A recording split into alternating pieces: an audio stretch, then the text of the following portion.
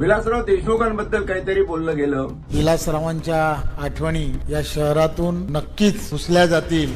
त्यांचा इतिहास म्हणे मिटवून टाक. उन्मादामुळं, गुर्मीमुळं, सत्तेचा माज असो, आज तुमच्याकडून बुद्ध पुसल्या गेला नाही, तुमच्याकडून गांधी पुसल्या गेला नाही, तुमच्याकडून छत्रपती शिवाजी पुसल्या जात नाही, तुमच्याकडून महात्मा फुले पुसल्या जात नाही, शाहू आणि आंबेडकर तर तुम्ही विसरून जा. ते महापुरुषांना आणि दिवंगत नेत्याच्या नावाने काय वाटेल ते बोलतात, ते अपमानकारक. जनाची तर मनाची तरी थोडी खंत बाळगा. काय बोलताय, कुठले घाणेरडे शब्द प्रयोग करताय तुम्ही. मी विलासरावांचा जरा सुद्धा कोणत्याही गोष्टीमध्ये त्यांच्यावरती टीका टिप्पणी काही केली नाही. त्यांच्या जर त्यामधल्या भावना दुखावल्या असतील तर मी नक्कीच त्यांची दिलगिरी व्यक्त करतो. कुठून हा पैसा येतो, कुठली ती अदृश्य शक्ती आहे जी यांना पैशाचं पाठबळ पुरवते आणि यांना नेता म्हणून मिरवते. तुम्ही जर अशा विकृतपणाची सुरुवात अशा प्रकारे करत असाल. नमस्कार, मी धनराज वंजारी. आजच्या सोशल ऑडिट या एपिसोडमध्ये आता सध्या जे चालू आहे त्या प्रचलित परिस्थितीवर हा व्हिडिओ करण्याचं माझ्या मनात आलं. कारण असं आहे की स्थानिक स्वराज्य संस्थांच्या ज्या निवडणुका होत आहेत त्या निवडणुकांमध्ये जे प्रचार धुमाळी मचलेली आहे त्या प्रचारादरम्यान पक्ष कुठलाही असो, आपण राजकारण या विषयाकडे बघूया. पक्ष विरहित कुठलाही पक्ष असो, कोणालाही सुईरसुतूक राहिलं नाही. मानवतेचं, मानवी मूल्यांचं आणि आपल्यामध्ये काहीतरी नैतिकता शिल्लक आहे असं सगळ्यांना कोणालाच वाटेन असं झालेलं आहे. सगळ्यांनी जणू नैतिकता वेशीवर टांगून ठेवलेली आहे. जे काही बोललं जातं, जे काही टोमणे मारले जातात त्याला मीडिया पण उजाळा देतं की यांनी वार केले, मग त्यांनी त्याचं प्रत्युत्तर दिलं. जणू काही हे शाब्दिक जे आहे भांडणं, त्याचं मोठं वॉर चाललेलं आहे. पण एक गोष्ट माझ्या लक्षात येते आणि म्हणून हा विषय सोशल ऑडिटसाठी जास्त महत्वाचा आहे. तो असा आहे की सामाजिक आणि माणुसकीची जी किमान मूल्य आहे त्याचं एवढं अधःपतन कधीही याच्या आधी झालेलं नव्हतं. तेवढं या काळात होऊ घातलेलं आहे. मागच्या 10-12 वर्षाचा काळ जर बघितला तर त्याच्यामध्ये हे अधःपतन रोजच्या रोज खालच्या थराला जाते असं दिसतं. काय नेमकं कारण असावं, कशासाठी आम्ही बिलो द बेल्ट बोलत असतो. महापुरुष आणि काही दिवंगत नेते यांच्याबद्दल तर बेछूट वक्तव्य केली जातात. आणि हा जो एक वर्ग किंवा प्रवर्ग मी म्हणेल असा आहे ज्याला कुठंतरी एक अशी गुर्मी आहे त्यांच्या मनामध्ये की आपण काहीही केलं तरी आपलं काही बाल बाका होत नाही आणि त्याच्यामुळं यांच्यावर कुठल्याही प्रकारचा निर्बंध न राहता काय वाटेल ते बोललं जातंय. विलासराव देशमुखांबद्दल काहीतरी बोललं गेलं. विलासरावांच्या आठवणी या शहरातून नक्कीच पुसल्या जातील. त्यांचा इतिहास म्हणे मिटवून टाक. अरे इतिहास मिटवता येत नाही हे तुला शाळा कॉलेजमध्ये कोणीतरी शिकवलं का? त्यांना शिकवलंच नाहीये. आणि इतिहास जर मिटवता आला असता तुम्हाला दंडेली करून किंवा असं हुकुमशाही किंवा धमक्या सत्र वापरून तर मग महात्मा गांधी अजून नाही संपले. ह्या साध्या गोष्टी तुमच्या लक्षात येत नाही की ज्याचा विरोध तुम्ही करता तो नकळत तुमच्यापेक्षा मोठा होतो आणि आयुष्य नाही तुमच्या पिढ्यानं पिढ्या त्याचे विचार पुरत राहतात. असं व्यक्तिमत्व आहे विलासराव देशमुखांचं. तुम्ही त्या व्यक्तिमत्वाची जाणीव करण्याची जी किमान बौद्धिक पातळी आहे ती तुमची हरपलेली आहे, किंबहुना लोप पावलेली आहे. उन्मादामुळं, गुर्मीमुळं, सत्तेचा माज असो, आपलं कोण काय करू शकत नाही या भावनेमुळं आणि संस्कारक्षम शिक्षणाचा अभाव हा तुमच्या व्यक्तीमध्ये आणि अभिव्यक्तीमध्ये दिसायला लागलेला आहे. देशामध्ये जिथे तिथे म्हणे मंदिर बांधू, प्रत्येक ठिकाणी बहुतेक सगळ्या जाहीरनाम्यामध्ये निवडणूक उमेदवारांच्या अमुक मंदिराचा जीर्णोद्धार, अमुक ठिकाणी मंदिर, अमुक ठिकाणी हे असं काहीतरी करू असं दिलेलं आहे. हा जाहीरनामा एक प्रकारचा वचननामा असतो. जनतेशी याचा विसर त्यांना पडलेला आहे. संविधानिक जर प्रघात बघितला तर हा वचननामा असतो, त्याचा त्यांना विसर पडलेला दिसतो. मी तर म्हणतो तुम्ही मंदिरं जीर्णोद्धार करा किंवा नवीन मंदिरं बांधा, पण हा देश एक अतिशय सुंदर मंदिर आहे. त्या मंदिरावर आम्ही नैतिकतेचा, मानवी मूल्यांचा कळस चढवू आणि हे मंदिर अजून सुंदर करू. हा भारत देशच एक सुंदर मंदिर करून राहू असं कुठलाही नेता बोलायला आज तयार नाही. फक्त भारत माता की जय ज्याचा अर्थ त्यांना पुरेसा कळलेला नाही, तो अर्थ कळण्यासाठी कदाचित काही नेत्यांची पुस्तकं, काही दिवंगत नेत्यांची आणि काही महापुरुषांची पुस्तकं त्यांना वाचावी लागतील. ते मला वाटतं त्यांच्या ठाई आहेच नाही. आणि कुठल्याही थराला जाऊन काय वाटेल ते बोलत असतात. सोशल ऑडिटमध्ये हा विषय घेण्याचं कारण असं की ही जी वृत्ती आहे ती कुठून आली? नंबर 2, या वृत्तीचा मानसिक, सामाजिक, व्यावसायिक आणि आर्थिक परिणाम हा येणाऱ्या पिढ्यांवर कसा होणार आहे? आणि जर आपल्याला हे थांबवायचं असेल तर कुठली स्टॅटिस्टिक्स वापरून आपल्याला हे थांबवता येऊ शकतं, या 3 मुद्द्यावर आज आपण बोलणार आहोत. सर्वात पहिला मुद्दा की आलं कुठून?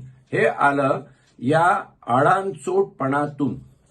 जो कोण निवडणुकीला उभा आहे त्याचं कुठलं क्वालिफिकेशन, त्याचं कुठलं काय, त्याचं निर्धारण नाही आहे. घटनेमध्ये ही जी सूट दिलेली आहे आणि ती सूट त्यावेळी घटनाकारांनी का दिली की भारतीय समाज हा 2500 वर्ष शिक्षणापासून वंचित ठेवलेला समाज आहे, म्हणून त्याचे जे प्रतिनिधी असतील, जे खासदार, आमदार असतील, ते शिक्षित असणं अपेक्षित नाही.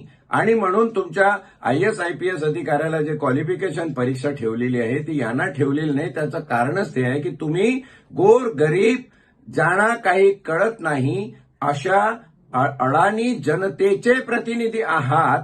ही भावना घेऊन तुम्ही विधिमंडळामध्ये आणि संसदेमध्ये जायला पाहिजे आणि तिथं गेल्यावर त्यांचे प्रश्न सोडवण्याचा प्रयत्न केला पाहिजे. पण त्याचा उलटाच परिणाम झालेला दिसतोय. नको ते गुंड, नको त्या माणसाच्या संपर्कात असलेले लोक कशा पद्धतीनं वर येतात आणि काय करतात आहे. आणि पैशाचा अमाप खेळ. कुठून हा पैसा येतो? कुठली ती अदृश्य शक्ती आहे जी यांना पैशाचं पाठबळ पुरवते आणि यांना नेता म्हणून मिरवते? शोकांतिक आहे. आणि हे तळात होतंय. खासदारकीच्या किंवा आमदारकीच्या इलेक्शनमध्ये होत नाही असं नाही, पण आता स्थानिक स्वराज्य संस्थेच्या इलेक्शनमध्ये इतकं तळावर हे गेलेलं आहे की ग्रास रूटला जर असे प्रकार होत असतील तर उद्या समाजामध्ये ही मूल्य शिल्लक राहतील कशी? ही लोक ज्या थरातून येतात आहे त्यांचा एक सामाजिक, शैक्षणिक, सांस्कृतिक आणि नैतिक स्तर ओळखण्याची किंवा त्याला काहीतरी कसोटी लावण्याची गरज आहे असं प्रामाणिकपणे सांगावंसं वाटतं. दुसरं, याचा परिणाम काय होणार आहे? तुम्हाला जेन झेड आणि जेन अल्फा जे 1997 ते 2013 या कालावधीत जन्माला आलेली मुलं आहेत ती जेन झेड, जेन झी म्हणतात त्यांना. आणि 13 नंतर पुढची जी 26-27 पर्यंत जन्माला येतील ती जेन अल्फा आहे. ह्या आधुनिक जगतामध्ये सोशल मीडिया आणि मोबाईलच्या टेक्नॉलॉजीमध्ये वाढणारी ही पिढी कसा विचार करेल उद्या? तुम्ही जर अशा विकृतपणाची सुरुवात अशा प्रकारे करत असाल तर ही पिढी कुठल्या थराला जाईल याच्यामध्ये माझीच एकट्याची मुलं नातवंड नसतील तर आज जे असे प्रकार करतात आहे महापुरुषांना आणि दिवंगत नेत्याच्या नावाने काय वाटेल ते बोलतात आहे अपमानकारक, त्यांनी विचार करावा की उद्या त्यांची नातवंड ही कुठल्या बौद्धिक पातळीची राहणार आहे आणि त्यांचं काय करावं हा प्रश्न सगळ्यांसमोर पडलेला आहे. हा प्रश्न त्यांनाही पडला पाहिजे. मानसिक सगळ्यात महत्वाचं आहे की तरुण पिढीची मानसिकता आज आपल्या हातातून निसटून चाललेली आहे. अगदी एखाद्या निर्ढावलेल्या विकृतावस्थेकडे ती चाललेली आहे. त्याच्यातून त्याचे पडसाद सामाजिक प्रकरणामध्ये पडतात आहे. इतकंच नव्हे तर कौटुंबिक प्रकरणामध्ये स्त्रियांवर होणारे अत्याचार, नाफसात होणारे खुणमाऱ्या, भाऊबंदकीत होणारे खटले याच्यामध्ये पडलेले आहे. कौटुंबिक आणि सामाजिक परिणाम आहे या तुमच्या अशा वागण्यात. आणि व्यावसायिक, आर्थिक परिणाम सुद्धा तेवढेच भयावह आहे.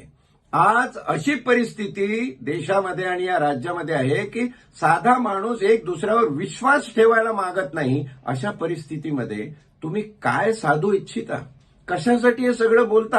हा अख्खा खोटारडेपणा हो. कुठल्याही दिवंगत माणसाबद्दल वाईट बोलू नये, हे माणसाने माणसाशी माणसासम वागावे, हे साधं तत्व तुम्हाला कळू नये, साधं प्रिन्सिपल समजू नये. आणि तुम्ही महान नेते होण्याचं स्वप्न बघणार, जनतेचे रिप्रेझेंटेटिव्ह होण्याचं स्वप्न बघणार. म्हणजे उद्या ज्या जनतेने तुम्हाला निवडून दिलं तुम्ही म्हणणार हो जनताच अशी आहे. आणि सरतेशेवटी हे खरं आहे की जर अख्ख्या जनतेचंच आणि we the people of India यांचीच नैतिक पातळी खाली गेली असेल तर तुमचा तरी काय दोष आहे म्हणायचं? पण किमान तुम्ही जेव्हा प्रतिनिधी म्हणून कोणाच्या जाता तेव्हा प्रतिनिधित्व हे कशासाठी दिलेलं आहे राज्यघटनेने याचा थोडा तरी अभ्यास करा. तुमचे खरं तर प्रशिक्षण वर्ग घेतले गेले पाहिजे. हा झाला येणाऱ्या पिढ्यावरचा परिणाम. तुम्ही येतात कुठून, तुमची काय पातळी आहे, आणि हे लोन जे तुम्ही आज असं विचारांचं पसरवत आहात, द्वेष विचार जे पसरवत आहात, त्या द्वेषाचं देशाचं काहीतरी बघा. द्वेष चालू आहे, देशाचं कोणी बघत नाहीये. आणि हे जे तुम्ही पसरवता त्याचा परिणाम येणाऱ्या पिढ्यावर इतका भयानक होणार आहे. मग आता हे सोशल ऑडिट आपण करतोय, त्यासाठी पुढचा काय उपाय, काय याच्यावर उपाय हाच आहे की येणाऱ्या काळामध्ये सर्व सामाजिक शैक्षणिक परिस्थितीचा आढावा घेऊन जनप्रतिनिधी जे कोण होऊ इच्छितात त्यांना किमान यूपीएससी एमपीएससी सारखे क्वालिफाईंग परीक्षा ठेवल्या गेली पाहिजे. कलेक्टर हा आयएएस होतो, आयपीएस जिल्ह्याचा प्रमुख होतो, पोलीस प्रमुख, आणि ते लोक अशा लोकांच्या तालावर उद्या नाचणार. म्हणजे हे शासक आणि ते प्रशासक, म्हणजे काय होणार आहे देशाचा थोडा विचार तरी करून बघा. नाही जनाची तर मनाची तरी थोडी खंत बाळगा. काय बोलताय, कुठले घाणेरडे शब्द प्रयोग करताय तुम्ही. इतिहास, अरे कोणी कधी इतिहास पुसला? आणि तुमच्याकडून बुद्ध पुसला गेला नाही, तुमच्याकडून गांधी पुसला गेला नाही, तुमच्याकडून छत्रपती शिवाजी पुसल्या जात नाही, तुमच्याकडून महात्मा फुले पुसल्या जात नाही, शाहू आणि आंबेडकर तर तुम्ही विसरून जा, ते तर तुम्ही पुसू शकत नाही. आणि जेवढे तुम्ही त्यांना नष्ट करण्याच्या भावना व्यक्त करतात तेवढे ते महान हिरो होतात, हे विसरू नका. हे क्वालिफाईंग एक्झामिनेशन असली पाहिजे. मी निवडणूक आयोगाला विनंती करतो, अशा क्वालिफाईड एक्झामिनेशनचा आपण ऑटोनॉमस बॉडी आहात, स्वायत्त बॉडी आहात, तुम्ही प्रघात घालू शकता. आपल्याकडे जाहीरनामा, वचननामा जनतेला देतात, त्याला सुद्धा पीपल्स रिप्रेझेंटेटिव्ह ऍक्ट 1955 मध्ये काही बदल करून आपल्याला इंडियन कॉन्ट्रॅक्ट ऍक्ट आणि स्पेशल कॉन्ट्रॅक्ट ऍक्ट मध्ये त्यांना आणलं पाहिजे. जेणेकरून जे वचनं तुम्ही जनतेला दिलेली आहेत, जे काय कामं करेल, रस्ते बांधेल, पूल बांधेल, शाळा बांधेल, दवाखाने बांधेल, रोजगाराच्या संधी देईल वगैरे वगैरे, हे जर तुम्ही पूर्ण केले नाही तर तो ब्रीच ऑफ ट्रस्ट, तुम्ही विश्वासघात केलाय जनतेचा, असा त्याचा अर्थ होईल. आणि तुमच्यावरती जर तुम्ही ते पूर्ण केले नाही तर CBT, criminal Breach of trust प्रमाणे भारतीय न्याय संहितेच्या कलमान्वये गुन्हे नोंद झाले पाहिजे. तुम्हाला याच्यामध्ये जेल होऊ शकते, असे गुन्हे नोंद झाले पाहिजे. तिसरं महत्वाचं आहे की 73वी घटना दुरुस्ती, ज्या घटना दुरुस्तीने ग्रामसभेला संविधानिक मान्यता दिली. तू म्हणाल मग असे केसेस कोणी करायचं? ज्या गावात जे प्रॉमिजेस या लोकांनी केले ते जर पूर्ण झाले नाही तर ती ग्रामसभा एफआयआर देऊ शकते. हे संविधानिक प्रावधान मी तुम्हाला सांगतोय. 73वी घटना दुरुस्ती 1992 साली झालेली, कृपा करून वाचा. निवडणूक आयोगाला माझी विनंती आहे, हे झालं पाहिजे. त्याचप्रमाणे यांचं संपत्ती असेसमेंट असलं पाहिजे. ते संपत्ती असेसमेंट एवढ्या याच्यात कसं झालं? साधा एक हवालदार जरी त्याच्या मिळकतीपेक्षा जास्त त्याला असेल तर आम्ही अपसंपदा, डिसप्रपोर्शनल ऍसेट म्हणून त्याच्यावर केस रजिस्टर करतो. कुठल्या लोकप्रतिनिधीवर ते का होत नाही? हा जो प्रकार आहे तो तुम्ही लक्षात घ्या. बघा, मी सोशल ऑडिटच्या माध्यमातून बोलतोय. व्यर्थ कोणावर टीका करून आपली वाणी फुकट घालवण्याची माझी इच्छा नाही. हे जे दिसतं चित्र आहे ते कुठून आलंय, त्याचे दुरोगामी परिणाम उद्या काय होणार आहेत, आणि यावर पायबंद काय घालायचा असेल तर तो काय असू शकतो, याला मी सोशल ऑडिट म्हणतो. शेवटी हा समाज जिवंत राहिला तर देश जिवंत आहे.